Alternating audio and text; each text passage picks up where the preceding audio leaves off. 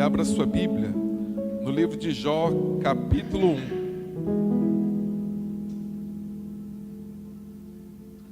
Jó, capítulo de número 1.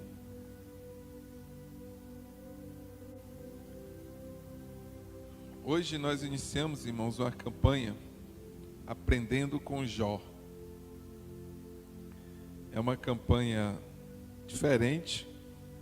Talvez os irmãos nunca presenciaram ou participaram de uma campanha com um tema como esse, né? Aprendendo com Jó.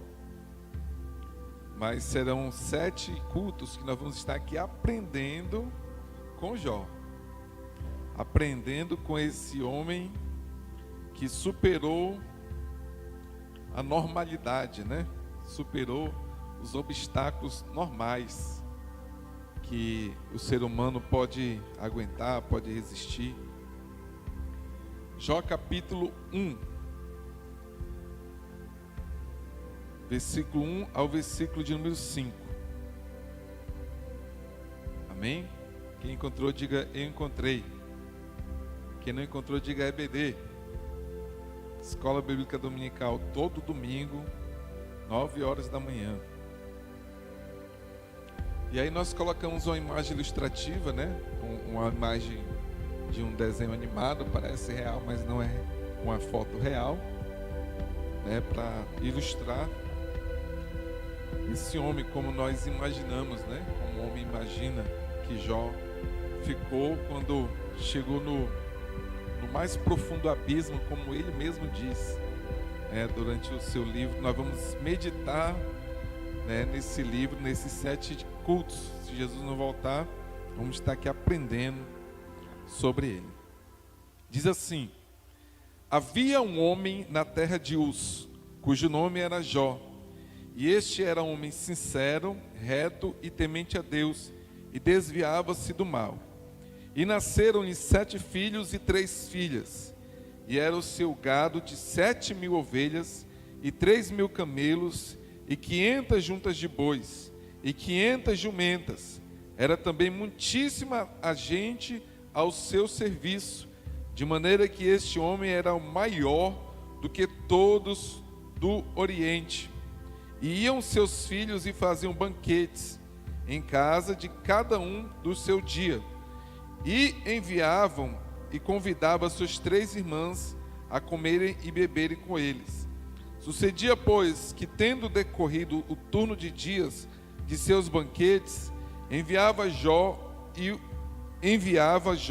e os santificava, e se levantavam de madrugada, e oferecia holocausto segundo o número de todos eles, porque dizia Jó: porventura pecaram meus filhos, e blasfemaram de Deus no seu coração. Assim fazia Jó continuamente. Assim fazia Jó continuamente. Na nossa primeira lição, primeiro aprendizado sobre Jó, eu vou falar aqui de 10 características que Jó tinha, né? Talvez alguém imaginou assim: eita, o pastor vai falar sobre as pragas, as doenças, a morte dos filhos, né? Isso a gente vai falar durante todo o livro. Vai falar do dia que Jó amaldiçoou muita coisa. Mas hoje nós vamos falar sobre 10 qualidades que Jó tinha, né? Aí pesquisando sobre onde Jó, porque a Bíblia, o livro começa dizendo assim: Jó era da terra de Uz. Aí eu fui pesquisar, né, onde era a terra de Uz. É mais ou menos ao sudeste ali da Arábia Saudita, nos dias atuais, né? Quem sabe onde é a Arábia Saudita? Mais ou menos, se você olhar o mapa mundo assim, é mais ou menos para cá, né? Do lado esquerdo da Arábia Saudita, onde ficava a terra de Uz.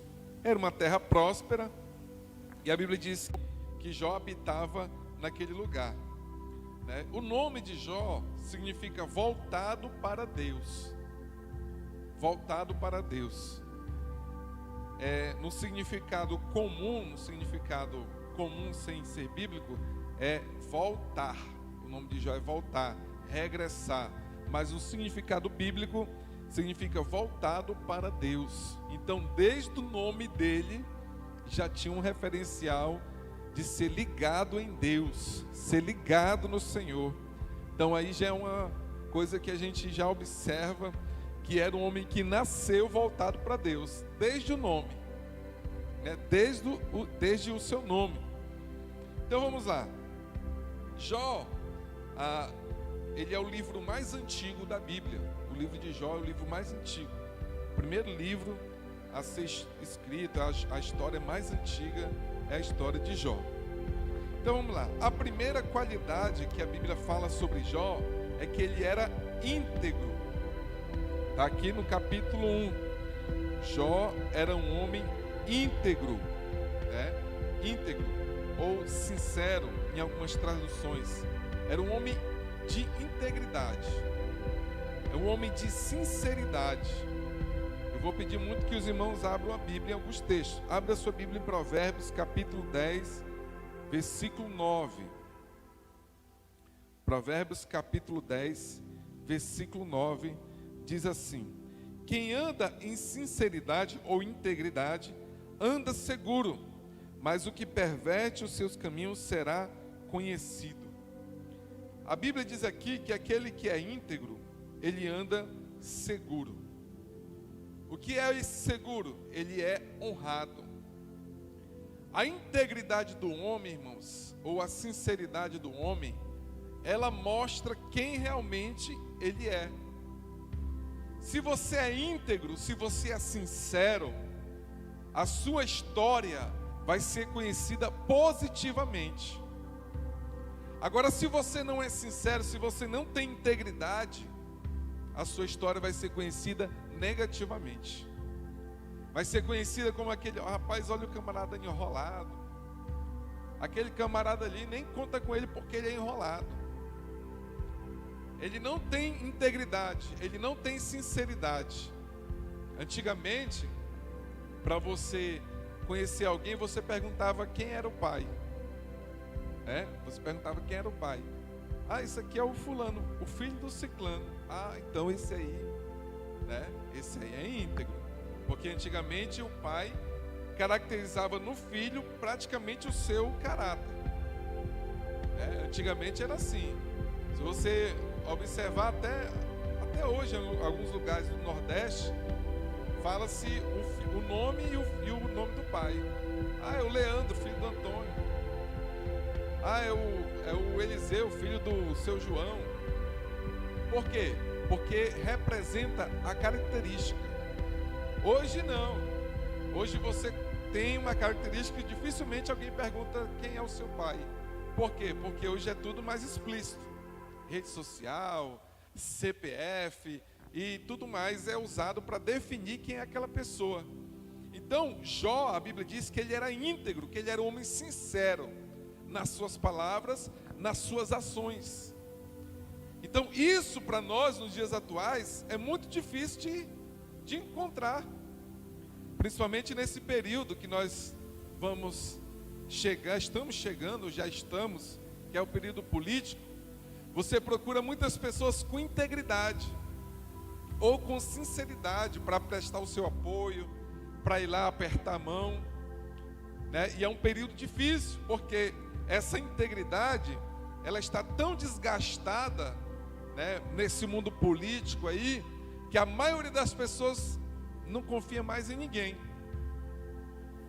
né? Aí você vê o fulano lá sendo candidato ou pré-candidato, e você olha assim, rapaz, o fulano é uma pessoa tão boa, aí vai entrar na política, aí vai se corromper, né? Hoje a política, o mundo está assim. A pessoa hoje está de um jeito aqui e rapidinho ela se mancha. A Bíblia diz que Jó era um homem íntegro. O significado de íntegro era justo, era um homem honrado. Honrado nas suas palavras, nas suas ações, na sua forma de tratar, na sua forma de agir. Então ele tinha essa primeira característica que a Bíblia diz aqui. Era um homem justo, era um homem sincero, um homem honrado, um homem íntegro. A segunda característica que a Bíblia diz é que Jó era reto. que significa reto, biblicamente, nesse contexto aqui? Ele era puro de alma. Ele tinha uma pureza na sua alma. O que é ser puro de alma? Vamos lá para João capítulo 1, versículo 47. Acompanhe na sua Bíblia aí. João capítulo 1, versículo 47.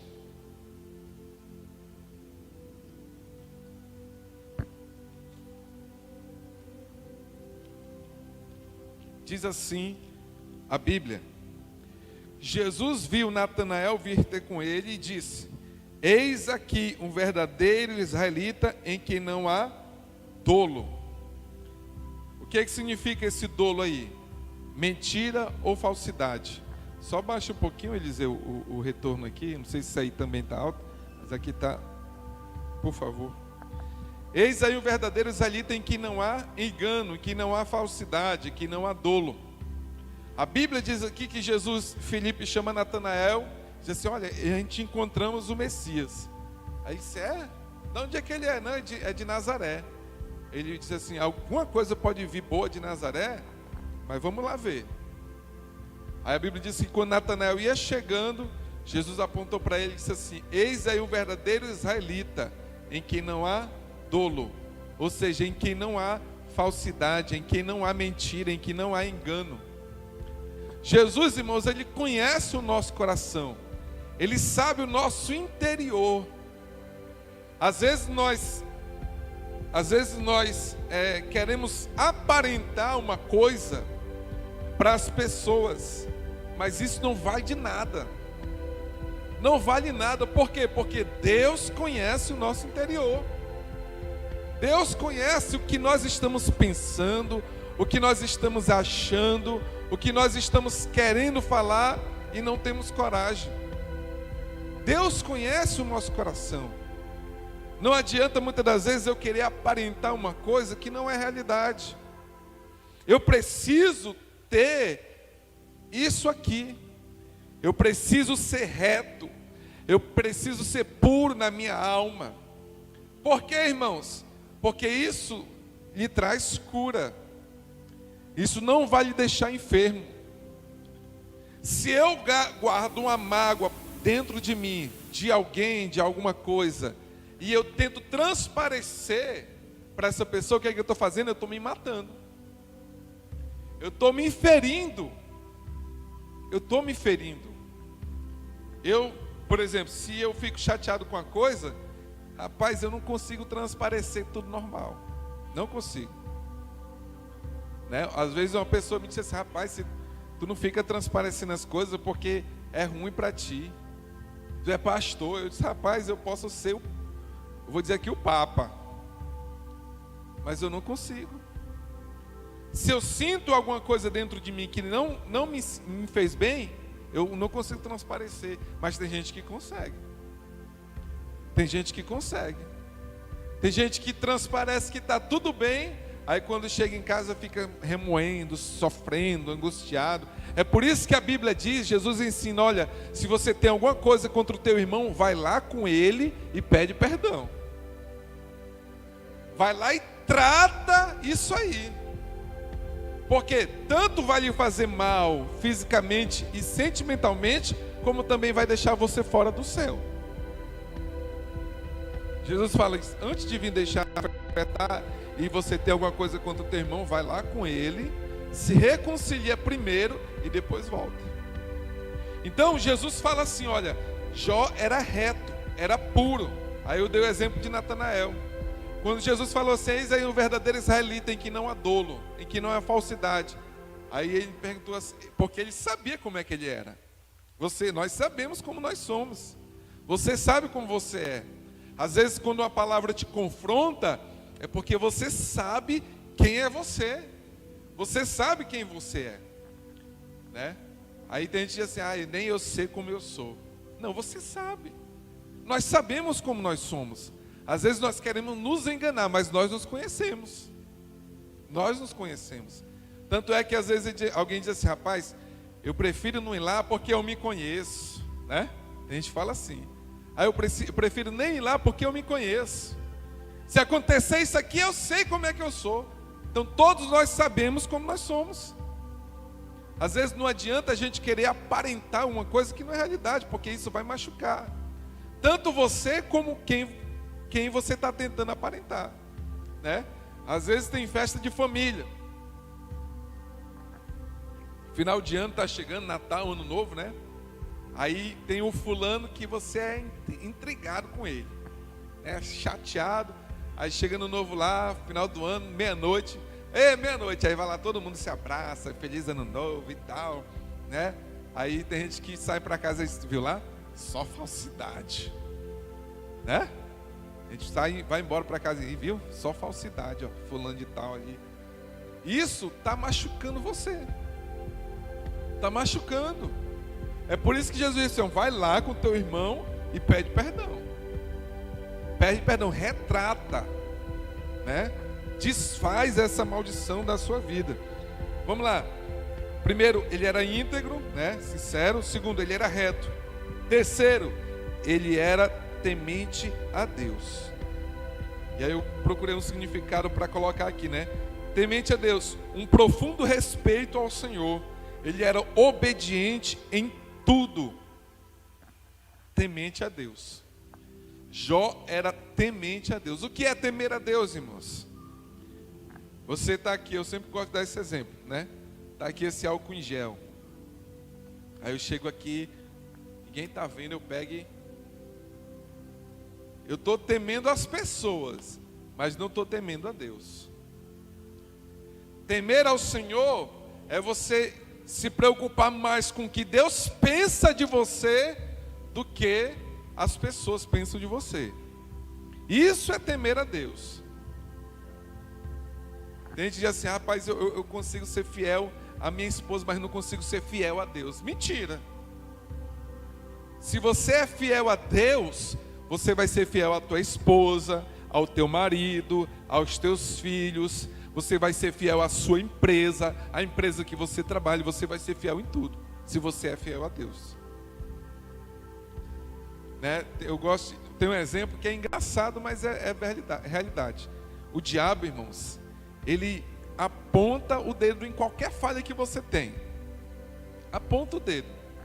Se o sangue de Jesus não te cobrir, o nome de Jesus não te cobrir, ele aponta lá o dedo e te acusa.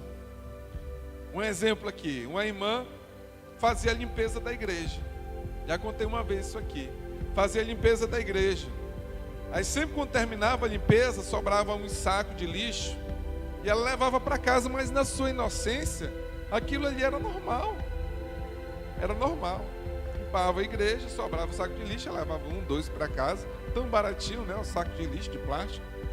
Aí um dia ela foi expulsar o demônio. Ela te repreende em nome de Jesus. Aí o demônio falou assim, tu que rouba o saco de lixo da igreja? É engraçado, né? Mas é verdade. Tu que rouba o saco de lixo da igreja. Então, irmãos, o homem que teme a Deus, ele procura fazer tudo corretamente. Eu estava no supermercado com um jovem, né? Supermercado aí, até conhecido da cidade, né? Não é tão grande, mas é um pouco conhecido. Aí ele chegou lá, né? Estava no caixa, a gente estava no caixa para pagar. Aí o caixa saiu, né? Aí ele pegou um chiclete, abriu. Tô na boca da maior naturalidade do mundo. Eu fiquei olhando assim. Aí pagamos depois, né? Pagamos o que a gente comprou. O chiclete não foi pago. E fomos embora. Aí dentro do carro eu falei para ele, rapaz, eu tô incomodado com o que tu fez ali. Tu pegou um chiclete e não pagou. Aí ele disse assim, não, rapaz, o fulano é meu amigo. É meu amigão. Aí eu disse, o que tem? Ele pode ser o teu pai. Você estava no empreendimento dele. E aquele chiclete ali tem um valor. Se você tivesse pedido, dissesse assim, não, toda vez que eu vim aqui eu quero comer um chiclete de graça. É uma coisa, mas você não falou. Você não pagou. Então você está errado. Aí passou uns dias, né? Aí ele chegou e falou para mim assim, Leandro, olha, eu fui lá, rapaz, pedir perdão do meu amigo lá. E toda vez que eu ia lá, eu pegava um bombom e comia, um chiclete e comia. Mas depois que tu falou aquilo ali, eu senti o temor de Deus na minha vida. Eu fui lá e pedi perdão e nunca mais eu vou fazer. Então, temer a Deus, irmãos, é você olhar Deus em todo lugar. Se você está em um determinado local e sente que aquilo não é para você fazer, não faça. Eu falei outro dia aqui, se você não tem coragem de chamar o Espírito Santo para fazer o que você quer fazer, não faça.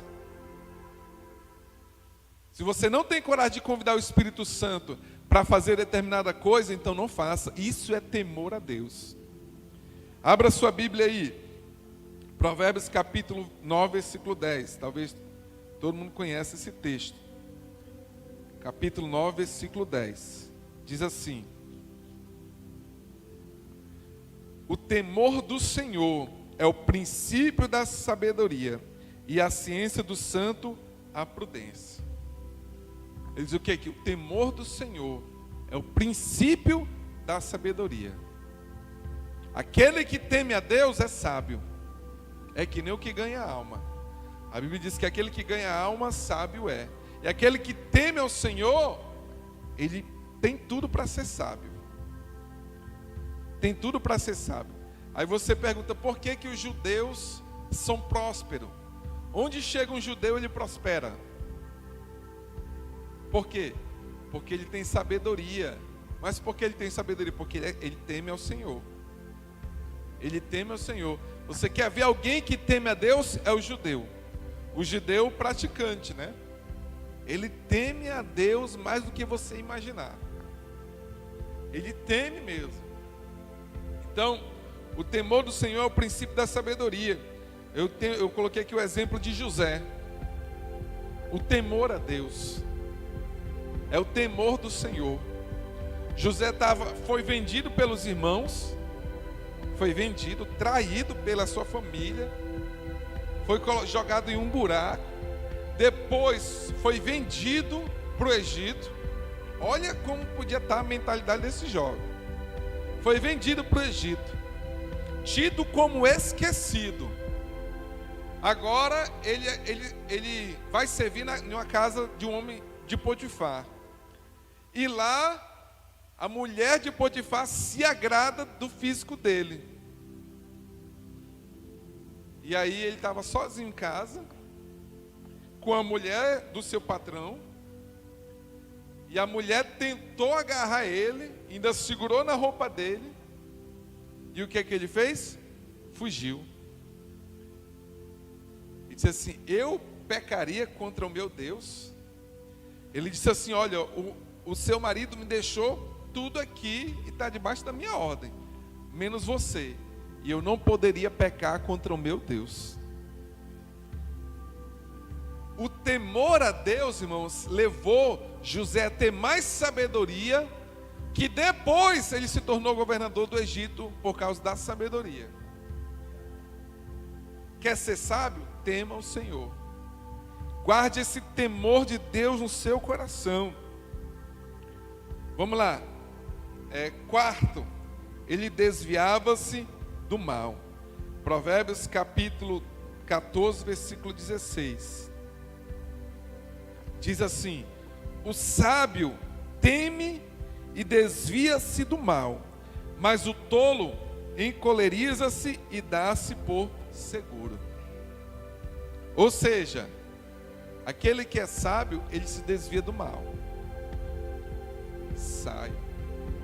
Se tem alguma coisa mal propondo no teu caminho, se desvia desse caminho.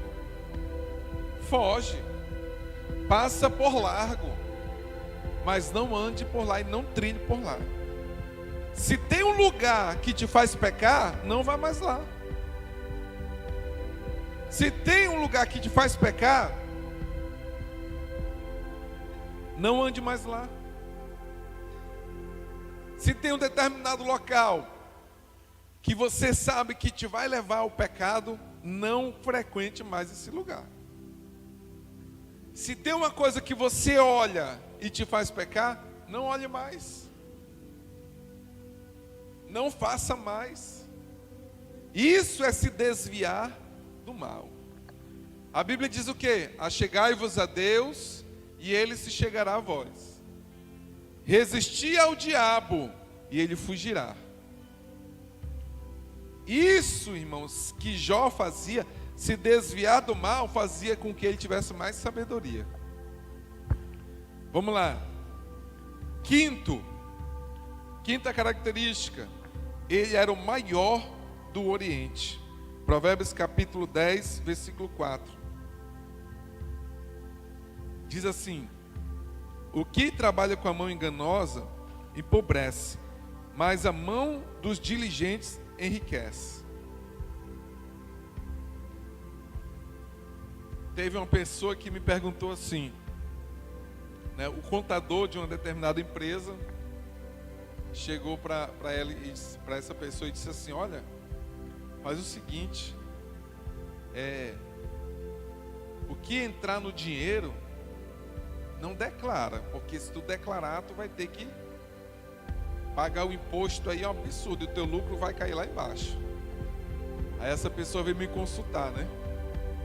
Perguntou: e o que tu acha disso? Aí printou a conversa com o contador, aí disse assim: o que tu acha disso? Eu disse o seguinte: olha, o que Jesus falou? Dai a César o que é de César, e a Deus o que é de Deus. Sonegar imposto é pecado. Ah, mas aí eu não vou ter lucro. Aí você tem que confiar em Deus. É que nem o dízimo. Né? Não, esse mês eu vou dar só 200 de dízimo, porque apertou aqui, não deu para pagar. Aí é confiança, irmãos. A mesma coisa dos impostos. Você precisa confiar no Senhor, acreditar que Deus supre a necessidade. Agora, se eu sonegar, se eu tentar enganar, passar a perna para receber mais, o que é que eu estou sendo? Infiel a Deus. Aí a Bíblia diz que Jó era o maior de todos os homens do Oriente. Por quê, irmãos? Pela fidelidade. Você quer ver prosperidade chegar na tua casa? Seja fiel a Deus. Seja fiel, seja honesto, seja puro, seja reto, diante de Deus e diante das pessoas. Não adianta eu dizer assim: não, eu sou fiel a Deus, eu sou fiel no meu dízimo e tal, mas se eu sonegar imposto, eu estou pecando. Se eu tentar ludibriar o sistema legal, eu estou pecando, irmãos. Isso é uma realidade. Tem uma briga aí, né? Alguém pode até me criminalizar por causa do que eu vou falar. Mas eu não acho errado a igreja pagar imposto, não. Nem um pingo. Eu não acho errado pastor que vive da obra, que recebe salário da igreja, não pagar imposto. Por quê? Eu não acho errado, não. Eu acho corretíssimo.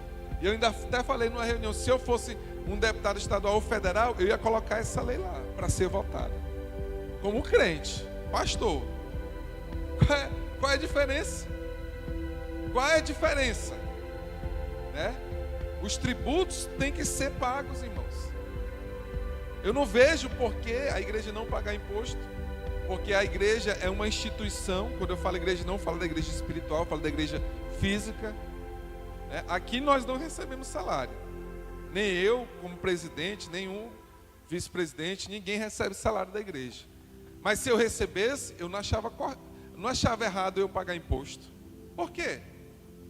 Qual é a diferença que eu tenho para um empresário aí que batalhou desde quando novo, suou a camisa e paga um imposto altíssimo? Aí porque eu sou pastor não vou pagar? Porque que privilégio é esse? Eu sou homem como ele também. Então não acho errado. É uma discussão que tem gente se levantando aí de uma forma, parece que é o diabo que está. Eu não entro nessa briga porque eu não faço parte dela, né? Mas não acho errado. Não acho nem um pingo errado. Então, Jó, ele era um homem que se desviava do mal, e por isso, pela sabedoria, ele se tornou o homem mais rico da terra. Mais rico da terra, irmãos, imagina aí. Hoje o homem mais rico, a fortuna dele é em não sei quantos bilhões de dólares, né? Mais não sei quantos bilhões, não sei se é 8 bilhões, nem sei a medida da riqueza. Eu sei que se ele desse 1 bilhão para cada habitante da terra, estava resolvido o problema, né? Da pobreza. Mas o negócio aqui, quanto mais tem, mais quer, né?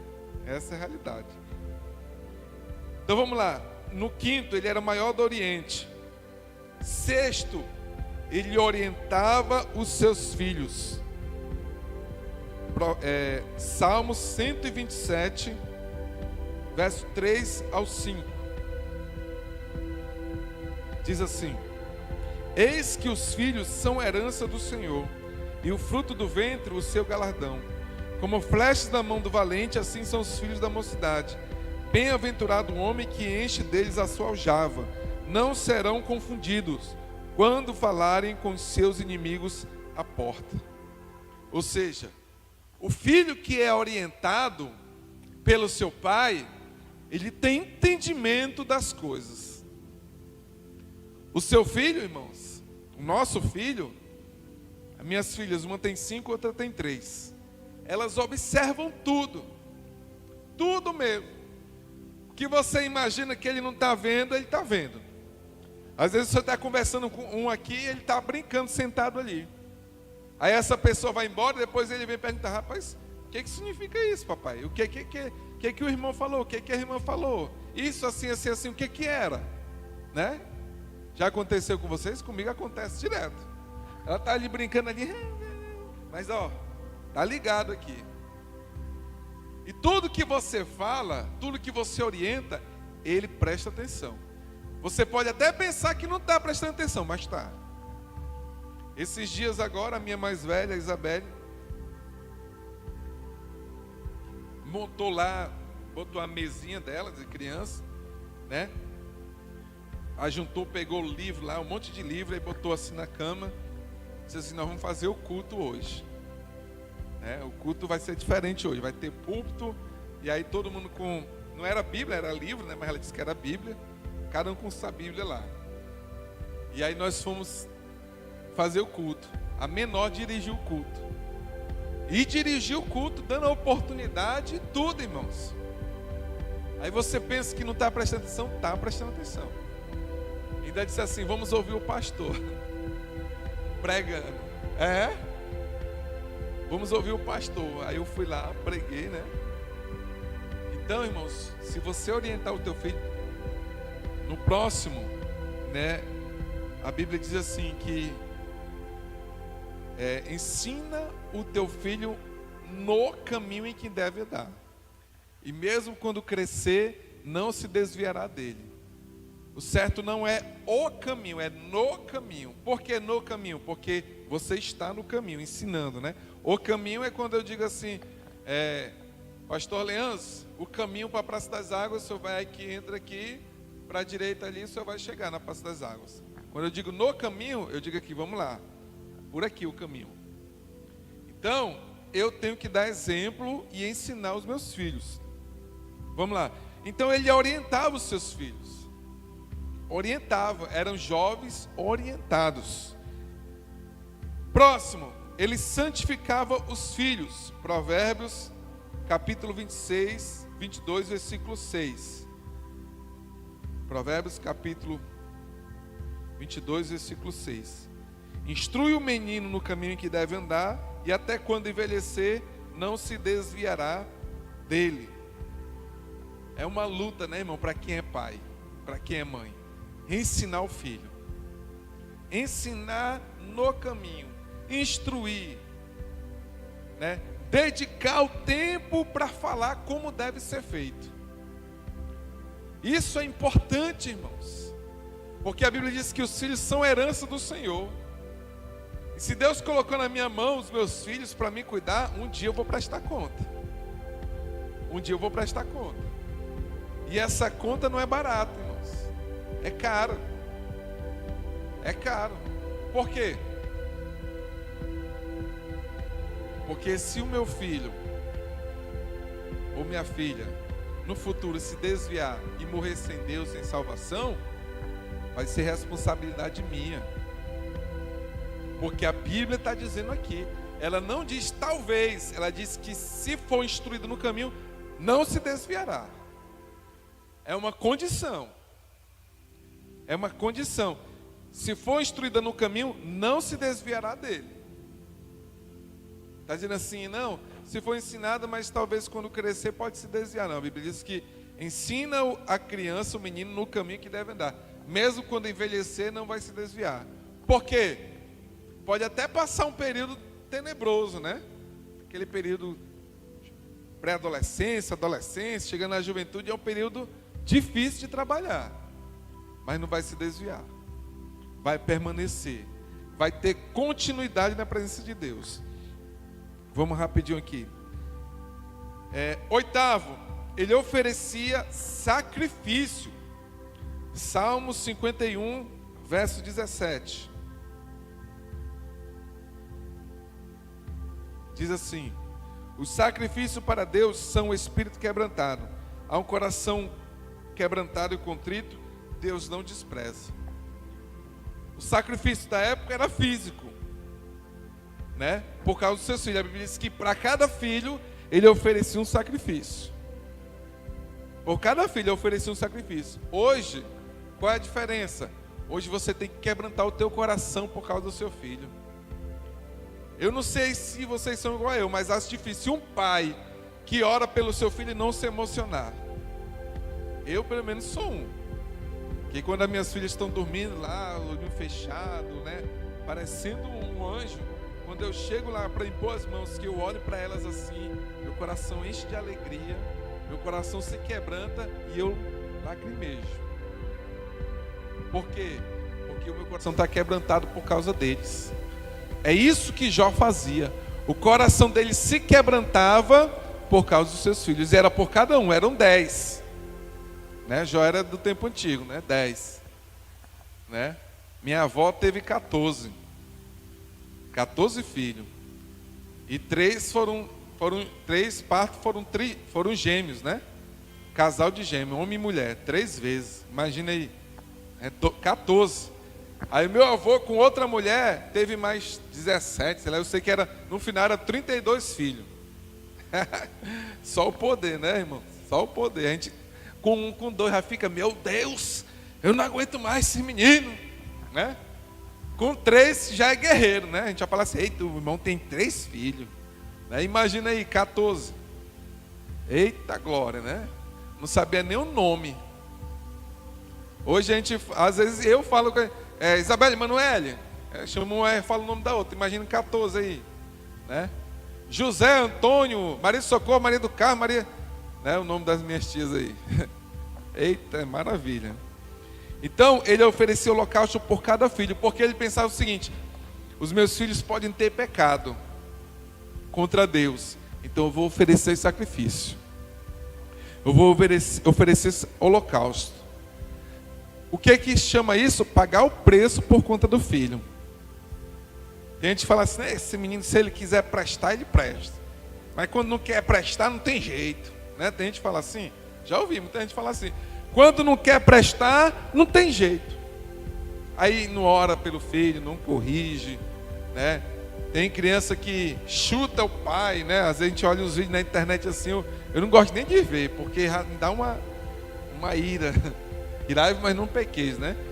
O filho batendo, chutando no pai, né? Batendo, né? E amanhã, né? Faça isso não, outros que faz é rir, né? Então isso aí, irmãos, não pode.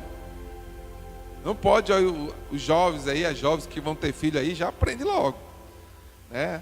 A minha filha estava no local aí a mãe dela falou, filho, não sei o quê. Aí ela pegou e bateu assim na boia e caiu. Na hora eu já queria falar em mistério, né? Da glória, né? Aí eu disse, né? Quando chegar lá dentro do carro tu vai ver. Aí, ó, peia, meu amigo, né? Corrija teu filho com a vara. E aí ele vai trazer o quê? Quem sabe? Alívio para a tua alma. Corrija teu filho com a vara, ele vai trazer alívio para a tua alma. Os filhos uma hora dessa aí estão, eita pastor, está repreendido, né? Mas é verdade. É verdade. Vamos lá. E aqui é importante, né? Ele levantava de madrugada para oferecer sacrifício. Imagina aí, irmãos. Levantar de madrugada, né? Ele levantava de madrugada e oferecia holocausto. Então de madrugada Jó se levantava e oferecia sacrifício. Provérbios capítulo 8, versículo 17. Diz assim: eu amo os que me amam, e os que de madrugada me buscam, me acharão. É outra certeza que a Bíblia diz. Eu amo os que me amam, e os que de madrugada me buscam, esses me acharão. O que quer dizer isso aí? Certeza absoluta que a Bíblia diz aí. Os que de madrugada me buscam, esses vão me achar. Hoje nós temos vários sistemas que para acordar de madrugada. Despertador do celular, Às vezes a gente está tão cansado e bota 3 despertadores, porque sabe, se botar só um, aí já automaticamente vai lá e desativa, Aí daqui a 5 minutos outro, aí, eita meu Deus, aí no terceiro já acordou, não tem jeito. Se não acordar no terceiro, tá ó. O Carvalho Júnior fala assim, ó, se não acordar no terceiro, ó, tá mal. Teve um tempo, irmãos, que eu estava no curso, na academia militar, obrigado, e aí, estava sem tempo para nada, estava fraquinho, parecia caldo de piaba, Não tem quando o crente fica assim, morre ou não morre, espiritualmente, morre ou não morre, Eu tinha, acho que era 26 anos, nem lembro mais, foi em 2008, morre ou não morre. E aí o que eu fiz? Tinha um celular, aí eu peguei o celular e botei para ele despertar de 1 em 1 hora. De 1 em 1 hora ele despertava. E o que era para despertar? Era orar. Podia estar onde eu estivesse, o celular despertava, eu já sabia que era para mim orar. Por quê, irmãos? Porque quando eu aceitei Jesus, eu entrei em uma rotina tão forte, que toda hora eu estava orando, toda hora, Eu estava orando e às vezes o pessoal dizia que eu estava doido, falando sozinho, assim, o pessoal pensava que eu estava doido, mas toda hora eu orava. Aí quando eu entrei no curso, era coisa de doido, e aí eu fiquei sem orar, sem ler a Bíblia, acordava 4:30 da manhã para passar roupa, para ir para a academia, e só voltava de lá meia-noite, 1 hora, aquela loucura. Quando não estava de pernoite, Cleiton? Eita misericórdia, não gosto nem de ouvir esse nome. Pernoite, ou então estava preso mesmo, preso. Aí, não tinha tempo, irmão. A vontade de chegar em casa era só dormir e acabou-se. Essa era a vontade. Aí eu comecei a perceber que eu estava... Rapaz, eu não oro, não leio a Bíblia, não faço mais nada. Aí eu botei o celular para despertar, de 1 em 1 hora. Quando estava em aula, ele só vibrava. Aí eu já sabia que eu tinha que orar. E isso voltou a ser um costume. Agora, às vezes eu estou dentro do carro dirigindo, às vezes eu me pego orando. Às vezes eu estou fazendo alguma coisa e me pego orando, falando com Deus na mente. Talvez não é mais como aquele tempo não convertido, que às vezes eu orava alto mesmo, Até falava em mistério alto e o povo pensava logo que era coisa do inimigo. Então hoje não, hoje já é mais, um pouquinho centrado, mas eu queria ser daquele jeito de novo ainda. Eu tenho a saudade de ser assim meio, o pessoal acha doido, eu tenho a saudade disso. Então, a Bíblia diz que Jó levantava de madrugada. Imagina aí, o homem mais rico da sociedade. Quem é o homem mais rico hoje do mundo? Não é Bill Gates, não. É Bill Gates? Quem é o... Eu nem sei o nome do camarada. Um dos Rockefeller, Rothschild, sei lá, dos Illuminati aí. Imagina o homem mais rico do mundo levantar de madrugada para oferecer sacrifício para os seus filhos. A gente até não pensa nisso, Porque hoje os homens ricos, eles são tão envolvidos com as coisas que não tem tempo para filho, para nada, Aí Jó não, ele era o homem mais rico do mundo e levantava de madrugada para orar pelos filhos. Isso aí é coisa tremenda. E para encerrar aqui, Jó, ele era constante. A Bíblia diz que ele fazia isso continuamente. Aí eu vou encerrar aqui, 1 Coríntios capítulo 15, versículo 58.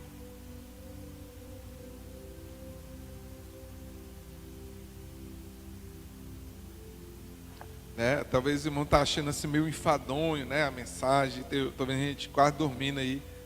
Mas é assim mesmo. Para aprender, né? Na quarta-feira, depois de trabalhar o dia todo, é assim mesmo. 1 Coríntios capítulo 15, versículo 58. Portanto, meus amados irmãos, sede firmes e constantes, sempre abundante na obra do Senhor, sabendo que o vosso trabalho não é vão no Senhor. A Bíblia diz que Jó fazia isso continuamente, ou seja, não parava, era sem cessar. Sem cessar. É uma coisa que eu sempre pedi para Deus: Deus, não deixa eu esmorecer na tua presença, não deixa eu esmorecer na tua obra, faça com que eu seja contínuo na tua casa. Quem me conhece, desde quando eu aceitou Jesus e me conhece hoje, eu procurei não mudar nada. Sempre estive envolvido, a não ser em momentos como esse que eu citei, em curso, né, que aí não tem jeito. Né, que até hoje foram 3 cursos que eu fiz, né, de soldado, de sargento e o aperfeiçoamento. 3 cursos. Nesse período é muito difícil você estar envolvido, mas mesmo assim ainda era, né? Só não de soldado, que recruta, né? A gente fala que recruta é a imagem do está repreendido em nome de Jesus. Continuidade. Essa continuidade, irmãos, que a Bíblia fala aqui que Jó tinha, né, era sempre que ele queria levantar de madrugada para orar? Não. Quem é que todo dia está disposto para levantar de madrugada aqui? Madrugada, poder, unção. Duvido. Tem dia que você até levanta, mas é um joelho no chão, outro já em cima da cama, assim: ô Jesus, eu vou só cumprir aqui a meta. Não é verdade? Às vezes você está lá orando lá de madrugada e: ô Jesus, abençoa o diabo, né? Você até confunde as palavras, né? Aconteceu comigo, irmãos. Já aconteceu comigo. Olha só, quando eu aceitei Jesus novo convertido, né? Eu já entendia, né? Não estou novo convertido, mas às vezes acordava de madrugada para orar, eu lembro disso. Estava orando lá, creio em Deus Pai Todo-Poderoso. Quem foi católico sabe, né? Que esse é o credo, né, da Igreja Católica. Creio em Deus Pai Todo-Poderoso, Criador do céu e da terra. Aí quando eu pensava que não, eu estava rezando já. Estava rezando. Então, irmãos, quando você se levanta de madrugada, naquele sufoco, naquele sono, naquele cansaço ali, e aí você se levanta, dobra o teu joelho para orar, irmãos, você acha que Deus está assim: oh, coitado do meu filho. Não, Deus está dizendo assim: é isso aí, você tem que fazer isso mesmo, porque isso é que me agrada, é isso que eu gosto. Valente, guerreando. Quem já assistiu aquele filme, ai meu Deus, não sei se é Quarto de Guerra? Assista esse filme, irmãos. Aquelas palavras daquela mulher ali, eu falei mistério. Na hora que ela começou a falar aquilo ali, eu disse: eita glória. Falei mistério mesmo, né? Profundo. Se você não assistiu, assista a partir de hoje, sobre a oração, Quarto de Guerra. Irmãos, a oração é que move. Teve um pastor que contou isso, eu nunca esqueci. Na época, evangelista Daniel Vitos, faz uns 15 anos já, ele falou isso. Ele foi dirigente da congregação que eu congreguei. E ele falou isso, né? E terminou de pregar uma mensagem poderosa. E aí um jovem foi para ele e perguntou assim: pastor, quanto tempo o senhor ora por dia? Aí ele disse assim: eu não oro mais do que 10 minutos. Aí o jovem ficou escandalizado, né? Mas como eu oro 1 hora, 2 horas e não consigo ter a unção, e o senhor diz que ora 10 minutos? Ele disse: eu não oro mais do que 10 minutos, mas eu não passo 10 minutos sem orar. Ou seja, continuidade, irmãos. Continuidade. Uma jovem perguntou para mim assim: irmão Lembro, como é que o senhor faz para ser forte todo o tempo assim? Todo o tempo forte. Aí eu disse: rapaz, está enganada. Totalmente enganada você está. Eu não sou forte o tempo todo, não. Não que eu seja forte, né? Mas ela quer dizer assim: como é que o senhor consegue estar assim direto, né? Marcava ensaio 2 horas da tarde, estava lá 2 horas todo ensaio, não faltava culto, né? Quando eu era ali de jovem, ela perguntou isso. Não faltava culto, estava presente em todo lugar, evento, do que fosse, eu estava lá no meio, engatado. Aí ela perguntou isso para mim. Aí eu disse assim: olha, eu não sou forte o tempo todo, né? Porque eu entendi o que ela quis dizer. O que eu sou e faço tudo para ser é constante. Ser constante. Irmão, ser constante independe se você está desanimado, independe se você está sem vontade de ir para a igreja, sem vontade de orar. A constância, irmão, ela é racional. Ela é racional. Ou seja, eu faço mesmo sem ter vontade. Se você orasse só quando você tivesse vontade, você vivia uma vida de oração? Não. Se você lesse a Bíblia só quando você está com vontade de ler, você lia a Bíblia todo dia, constantemente? Não.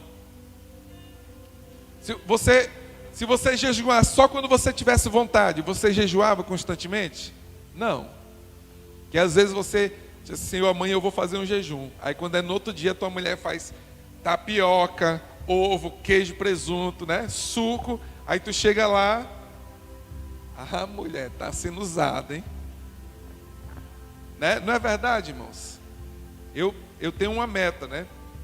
Tem uns dias que eu não estava cumprindo, porque eu tinha que tomar um remédio determinadas horas e não estava podendo. Mas a minha meta é toda semana, quarta, sábado e domingo, jejuar. E isso já faz uns 17 anos que eu faço isso. Desde quando eu aceitei Jesus. Quarta, sábado e domingo. Quarta, sábado e domingo. Por quê, irmãos? Porque eu sei que é uma necessidade minha. Quebrar meus desejos da carne. Quebrar essas coisas que tentam nos colocar para baixo. Eita glória, já passei, foi 15 minutos. Né? Então, para a gente encerrar aqui, Jó era constante. Ele tinha uma constância na presença de Deus. Seja constante, irmãos. Não só comece, mas continue até terminar. Porque tem gente que começa uma coisa empolgada e tudo, né? E aí, quando chega a primeira obstáculo, a primeira barreira, ele já esmurece, já não quer mais fazer. Seja constante, que Deus vai te abençoar. Vamos ficar de pé?